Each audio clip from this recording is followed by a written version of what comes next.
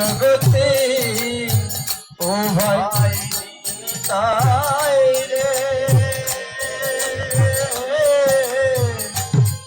ভক্ত হারা হইয়া জগতে। আমি জানি নিতাই তুই পারবি না আমার ভক্তগণকে বিদায় দেওয়া। ওই যে দেখতে পাচ্ছিস একটা ভাণ্ড দেখা যাচ্ছে, সেই ভাণ্ড দিয়ে হবে আমার আজকে ভক্ত বিদায়। এখানে 8 বছর হয়ে যাচ্ছে মনে আমার আশা। আমি দধির ভাণ্ড সম্বন্ধেও আপনাদেরকে বলেছি যে কেন দধির ভাণ্ড ভাঙা হয়। যে দুধ দিয়ে দধি তৈরি হয়েছে সেই দুধটাকে মাটিতে ফেলে গোড়াগুড়ি দেওয়া হবে, এটা তো আমাদের সনাতন ধর্মের বিধান অনুসারে কেমন কথা। এটা আমাকে তো যদি কেউ প্রশ্ন করে যে এত বড় দুধ দিয়ে আমি সেই দুধ খেয়ে মায়ের স্তন থেকে দুগ্ধ তৈরি হয়েছে, সেই দুগ্ধ পান করে আমি এত বড় হয়েছি, সেই দুগ্ধটাকে মাটিতে ফেলে গোড়াগুড়ি দেওয়া হবে, না তো 13-14 লাখ টাকার কীর্তনটা গুড়ি মাটি হয়ে যাবে। হ্যাঁ, কেন এই দধিটাকে মাটিতে? কৃষ্ণ খেয়েছিল, কৃষ্ণ সেটা ভগবানের, সেটা ভগবান লীলা খেলা, আমরাও লীলা খেলা করবো না। এটা আমি কয়েক বছর বলে গিয়েছি যে কেন দধির ভাণ্ড মাটিতে ফেলানো হয়, কেন বা গড়াগড়ি দেওয়া হয়, এটা আবার কোন শাস্ত্রের কথা, কখন হয়েছিল, কোন যুগে হয়েছিল, সেটা আমি বিস্তার করে আপনাদেরকে বলেছি। গ্রন্থের কথা, রাধা রসায়ন সিন্ধুতে এই তথ্যগুলি পাওয়া যায়। কেন দধির ভাণ্ড গড়াগড়ি দেওয়া হবে, কেন এই ভাণ্ডটা কার? রাধারানীর স্তনের ভাণ্ড। রাধারানী তো কোনো ছেলেই নয়, মেয়েও নয়। রাধারানীর দুগ্ধ থেকে স্তন থেকে দুগ্ধ আসতে কিভাবে? তাই করে রাধারানীর স্তন থেকে দুগ্ধ আসবে কিভাবে? ছেলে সন্তান হলে না মায়ের স্তন থেকে দুগ্ধ আসে মা। এটা কবির ভাষায় কীর্তন, নালে ভাষাটা হবে কি কীর্তন। আমরা বলি কীর্তন, কি হচ্ছে সেখানে? কীর্তন হয় না, না কীর্তন হয়। স্তন থেকে ক্ষীরের উৎপাদন। মা ক্ষমা করে দিও, আমি আপনাদের সন্তান।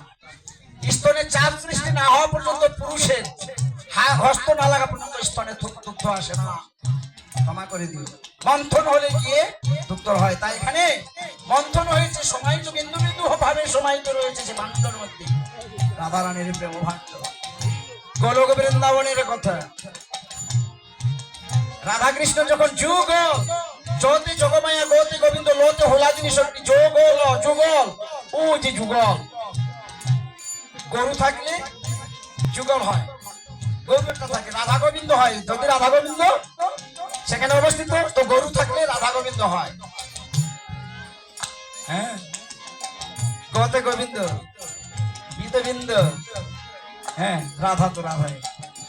তাই জগমায়া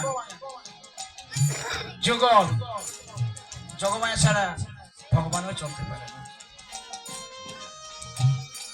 এই যে মায়ায় ভরা একমাত্র জগমায়া আবৃত, মায়া আবৃত পৃথিবী, সবাই মায়ার চলে। এই ভাণ্ড দিয়ে আজকে আমার ভক্ত বিদায় হবে। আমি আর সেদিকে যাচ্ছি না, সময়টা অনেক হয়ে যাচ্ছে। সবকিছুর একটা সময়ের, হ্যাঁ সময়টা স্বল্প হবে।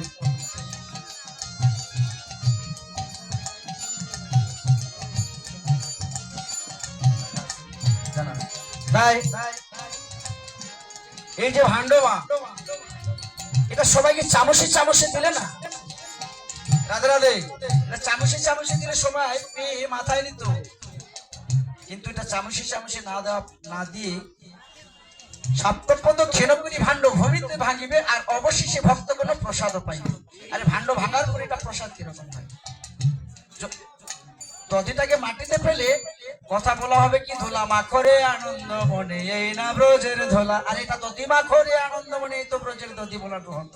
কিন্তু দধি ফেলে ধোলা মাখতে হয়। এটা কেমন বিধান আমাদেরকে দিয়েছে? নিশ্চয়ই এর কোনো গুরুত্ব আছে, আমরা এই তথ্যের মধ্যে যাই না।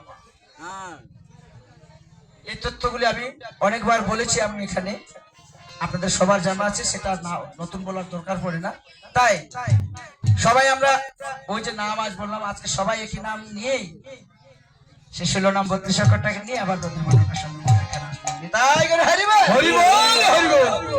হরে কৃষ্ণ হরে কৃষ্ণ কৃষ্ণ কৃষ্ণ